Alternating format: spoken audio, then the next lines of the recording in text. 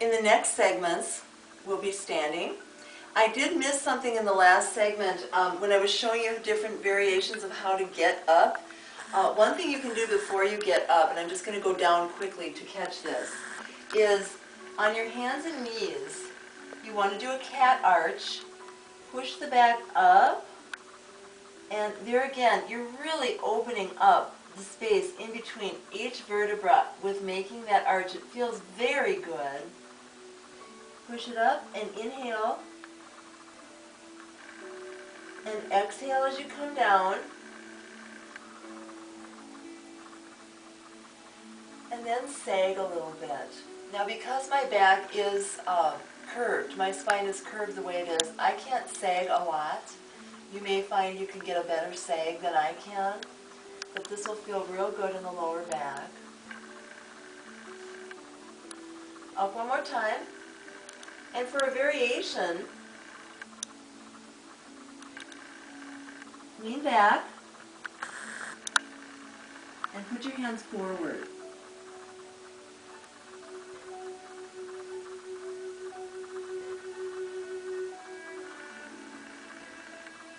And as you come up, bring your hands back underneath you.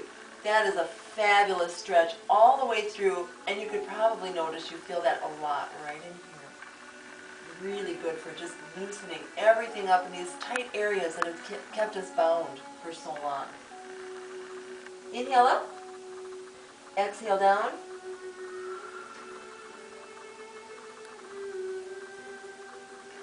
and then just come right back to the middle. Now again, getting up, what I'm going to do, since we've already gone through the whole thing, is just simply lean back, use my hands to walk myself up, knees over the feet, hips over the knees, shoulders over the hips, and head over the shoulders. I always like to add this. Deep breath, exhale, and just roll your shoulders out. To me, that's a really nice way to get up in order. It sets everything on top of itself, nice and orderly. And you've got a nice cleansing breath. Now put your hands right in front of you like so, and turn side, oh, excuse me, all right, scratch. Put one hand behind you like this. We'll do that in a few minutes. This hand comes in front on the shoulder. Keep your hips straight. We're not going to move the hips here. We're not twisting at the knees. Legs are straight, and knees are somewhat locked. You don't have to be too tight about it. Hand on your shoulder. Go over the shoulder with your head. Inhale. And as you exhale, that'll buy you about 3 or 4 more inches. Switch sides. Hand is behind your back. This front hand is on your shoulder. Inhale as you turn. Keep those hips straight. And exhale. See how I get about 4 or 5 inches extra, 3 to 5 inches. And come back. Now for an exercise with that, rather than a stretch, put your hands together and bend your knees, again keeping them very straight. Just the upper body turns and does all the work. I usually go about 4 to 8 up here, 4 to 8 counts in the center, same on the bottom, and then I bring it back to the center. Again, up, inhale.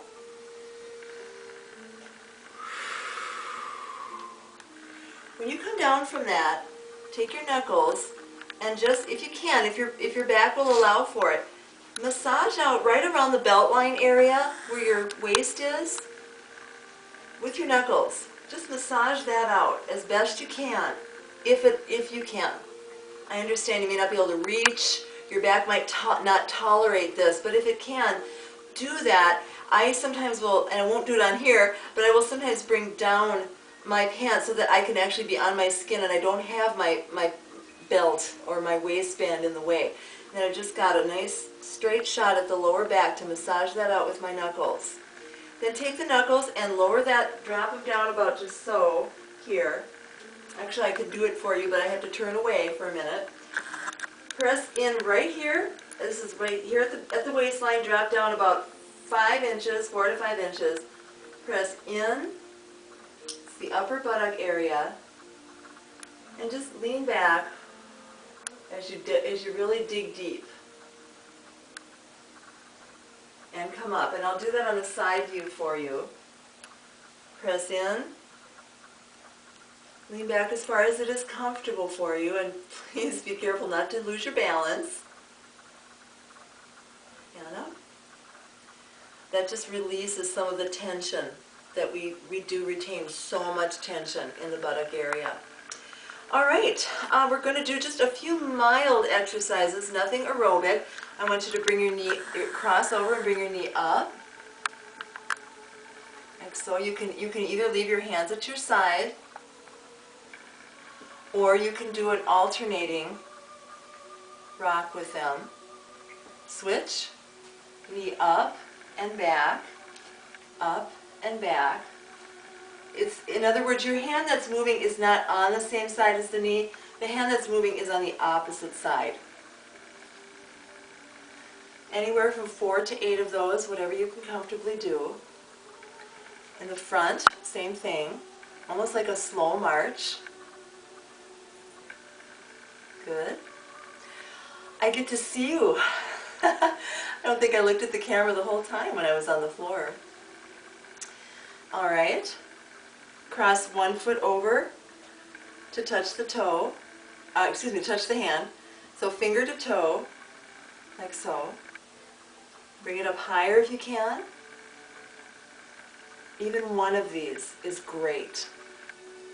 And hands back to meet the toe behind you.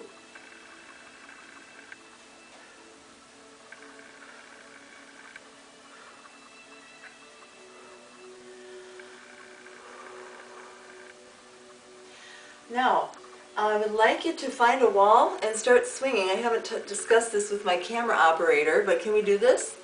All right. Hold on to a wall. And this is just a real nice release in the legs. Remember, we've done the whole floor set. We've worked our way up. We've done just a few things here that are moderately aerobic.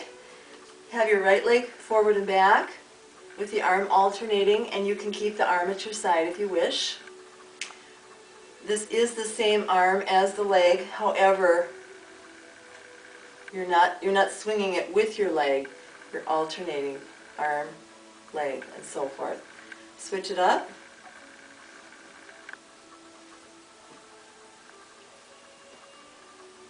It really elongates the body. You can see it, and you can certainly feel it as you're doing the full stretch in the back.